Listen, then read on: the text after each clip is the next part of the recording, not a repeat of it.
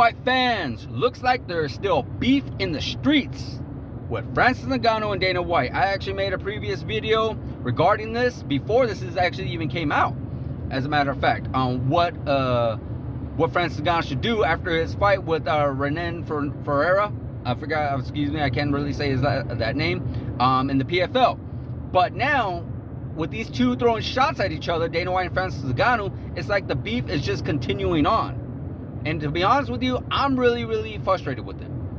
Because these guys can make so much money with each other, but the pride and ego that's just getting away. And I feel like, and no disrespect, but I feel like a lot of it is from Dana White. I feel like Dana White just wants to really downplay Francis Ngannou's success outside the UFC, so he can send a message to his other fighters to say, hey, look, Francis Ngannou isn't doing as well as you all think he is. Francis Ngannou is not accomplishing as what he says he's accomplishing, so do not leave the UFC because you'll make more money here.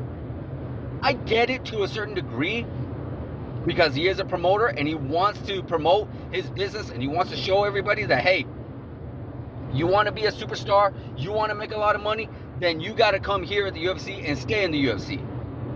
Well, I really disagree with that, because at the end of the day, it's all about money and it's all about making money. And unfortunately, at the UFC, you can make a lot of money, but you can make much more money in boxing if you're a big superstar. And Francis Ngannou, whether or not he's sold pay-per-views, whether or not he's a big draw within the UFC, has become a big superstar. And it's not just because of the UFC, it's because of his own doing as well. You know, he became a champion in the UFC. That's one. A big statement. 100%. But he also banked on himself, gambled on himself, and became a really notable boxer. Yes, he lost a close decision to Tyson Fury, and he got knocked out by Anthony Joshua, but that's gambling. Sometimes you win, sometimes he loses. He lost the fight, but he won in life because he won so much money. It would have took him almost an 8-5 deal, if not more, to get the kind of money that he gotten from those two fights that he would have gotten in the UFC. Whatever Dana White says. Because we all know when it comes to contracts, they're never crystal clear. They're never crystal clear. They're never saying, oh, well, he's being taken care of. Oh, well, he got paid. Oh, he made a lot of money. But there's never like, what is the number? What is the number? They're never really going to say. If they were going to say, yeah, we're trying to sign Francis Ngannou to a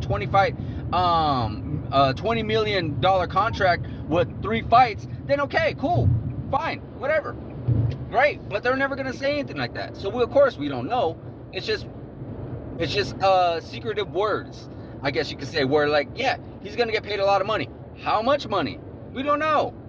But at the end of the day, I just feel like Dana White needs to just go do his press conference and say what we all know. Hey, Francis Ngannou gambled on himself and he won. Did he lose the fights? Yes, he did. But he got paid a lot of money. He wanted to box, he boxed. He wanted to make a lot of money, he made a lot of money. That's it. That is it. There's really nothing else to say. He did it. I really felt like he wasn't going to do it. I really felt like he wasn't going to be able to accomplish it. I felt like that they were all going to be circus fights. This is what I feel like Dana White should say. But at the end of the day, I was wrong. Because he knows it. He knows it. It was a success. Whether he lost the fight, whether the pay-per-views were big draws, he actually won a lot of money. And he made a lot of money. And he made a huge name for himself where a lot of people know who he is. So, let's just let bygones be bygones. Have a sit down with Francis Ngannou and say, hey, what will it take for you to come back over here to the UFC? Because we know what a big fight it would be for him and Jon Jones, for him and Tom Aspinall, for him and Alex Pereira. Good God, those are 3 mega blockbuster pay-per-view that we could put on to see Francis Ngannou take on all those 3 guys. Yes, I feel like Francis Ngannou and Dana White should really make amends, you know, really put their beef to bed, because they can make so much more money. So much more money. Like I said, I understand Dana White's point of view, but it's not going to work for everybody. You know, not everybody's going to be able to do what Francis Ngannou did. Conor McGregor tried to do that, and he became a big superstar as well.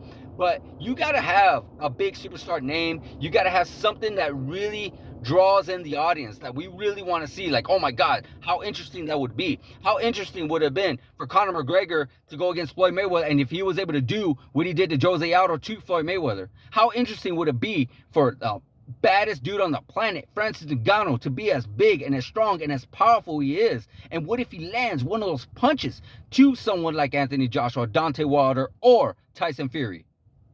And that's what piqued our interest. And that's why we were interested.